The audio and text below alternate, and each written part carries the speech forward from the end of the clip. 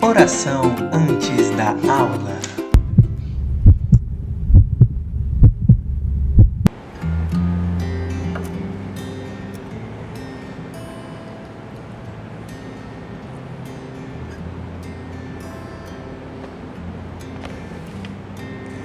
E aí, gente, tudo bem? Bom, vamos continuar nossos processos de aprofundamento da campanha da fraternidade nessas orações antes das aulas. Nós vamos aqui agora entrar no texto base, e o texto base ele é muito feliz.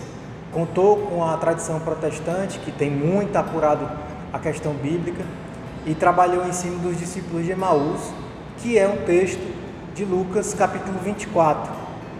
E todo o texto base é permeado por essa interface bíblica. Bem, esse relato é um relato próprio de Lucas. Você não vai encontrar em nenhum dos outros 3 evangelhos, nem Mateus, nem Marcos, nem João. É um relato belíssimo, muito estudado. É uma espécie de proto-liturgia, ou seja, uma liturgia modelo. Na primeira parte você tem a palavra, que é o caminho, e na segunda parte você tem um banquete, que é a chegada. Na primeira parte a gente tem a explicação das Escrituras, e na segunda parte a descoberta do mistério ao partir o pão. A liturgia que foi celebrada os converte aos discípulos em missionários. Diz o texto: imediatamente voltaram para Jerusalém. Vejam, eles tinham passado 2 horas descendo de Jerusalém, e depois que descobriram que aquela pessoa era Jesus, não contaram nenhum cansaço. Voltaram imediatamente para contar aos apóstolos e aos outros discípulos que Jesus havia sim ressuscitado e caminhou com eles. A gente também chama atenção para a cegueira dos discípulos. Como é que eles não reconheceram Jesus? O que aconteceu? É o tipo de cegueira, é o tipo de miopia que impede da gente ver a ação de Deus ao nosso redor, às vezes à nossa frente, debaixo do nosso nariz, e a gente não reconhece essa presença e essa manifestação de Deus. A pergunta deles ao forasteiro, que não sabia o que tinha acontecido nada, era uma prova da repercussão da morte de Jesus em Jerusalém naqueles dias.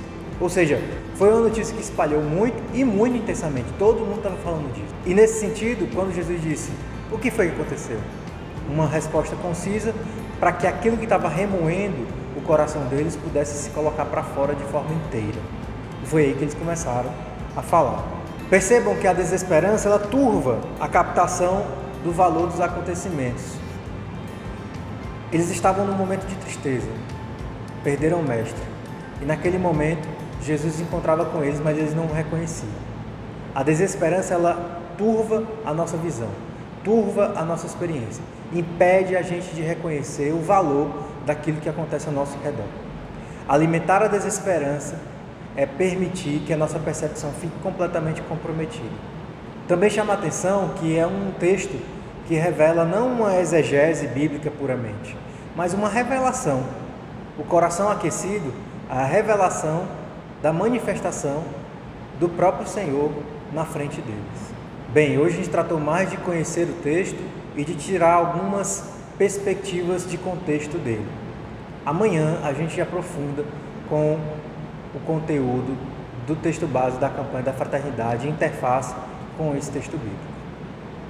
Estivemos e sempre estaremos. Em nome do Pai, do Filho e do Espírito Santo. Amém. Oração antes da aula.